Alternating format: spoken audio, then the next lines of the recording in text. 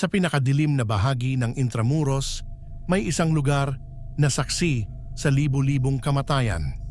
Ang Fort Santiago, dating tanggulan ng mga Kastila, naging kulungan ng mga Pilipino at naging impyerno noong panahon ng mga Hapones. Ngayon, isang tourist spot ito. Pero kapag lumalim na ang gabi, may mga aninong nagbabantay pa rin. Mga sundalong hindi na umalis kahit matagal na silang patay. Bago natin simulan ang kwento, kung gusto ninyo na ganitong content, mag-like, share, subscribe sa Takip Silim Stories at marami pa tayong nakakatakot na kwento na parating. Maraming salamat po.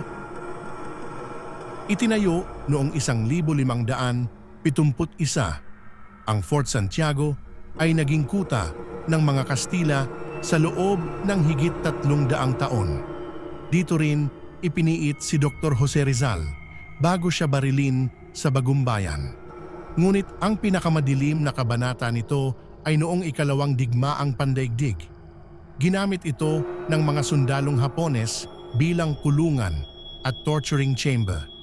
Libu-libong Pilipino ang pinatay, karamihan nalunod sa ilalim ng kulungan ng pabahain ng mga sundalo ang silid. Simula noon, sinasabing may mga kaluluwang hindi nakalabas.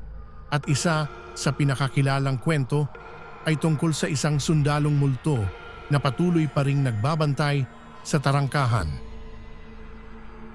Si Leo, isang tour guide na 10 taon nang nagtatrabaho sa Fort Santiago, ay may kwento ng gabing hindi niya malilimutan. Gabi na noon, mga 11:00. Sinisiguro kong walang naiwan sa loob bago ko isara ang gate. Pagdating ko sa barracks area, may nakita akong sundalo sa uniforme ng Amerikano, naglalakad papunta sa dungeon. Akala ko reenactor, kaya tinawag ko. Pero hindi lumingon. Nang lapitan ko, bigla siyang naglaho. Pagtingin ko sa sahig, may bakas ng putik pero walang tao. Isang security guard naman, si Mang Boy, ay nagsabing madalas niyang makita ang sundalong iyon tuwing madaling araw. Pagsapit ng 3:00 ng umaga, maririnig mo yung mga yabag. Parang marching boots. Minsan, nakikita mo sa CCTV, may aninong nakatayo sa sentry gate, may dalang baril, naka-helmet, pero pag nilapitan mo, wala. Noong 2021, isang grupo ng paranormal investigators ang nag-record sa loob ng Fort Santiago. Ginamit nila ang thermal camera, EMF detector at spirit box. Sa unang oras, walang kakaiba. Pero nang mag-3:00 ng umaga, nagsimulang mag-react ang mga kagamitan. Sa thermal cam, may lumabas na silhouette ng sundalong nagmamartsa. At sa spirit box, malinaw na narinig ang isang boses. Stand guard.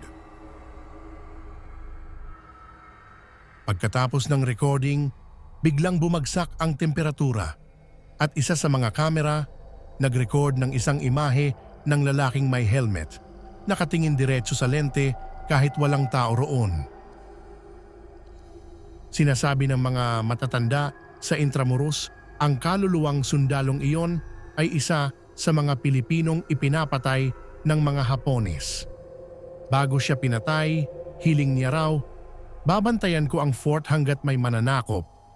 Kaya hanggang ngayon, sinasabi ng mga taga roon na kapag may bagong renovation, may mga aksidenteng nangyayari. Parang may hindi pumapayag.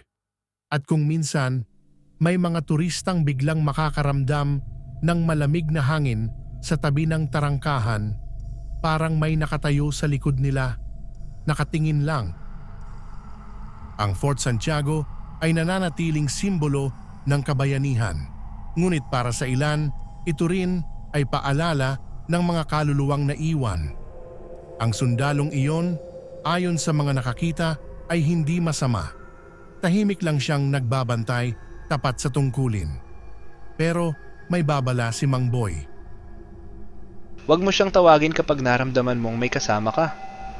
Baka sagutin ka at hindi mo magustuhan ang maririnig. Ito ang kwento ng kaluluwang sundalo sa Fort Santiago, isa sa mga alamat na patuloy na bumubuhay sa Intramuros, kung saan kahit ang mga patay ay patuloy pa ring nagbabantay.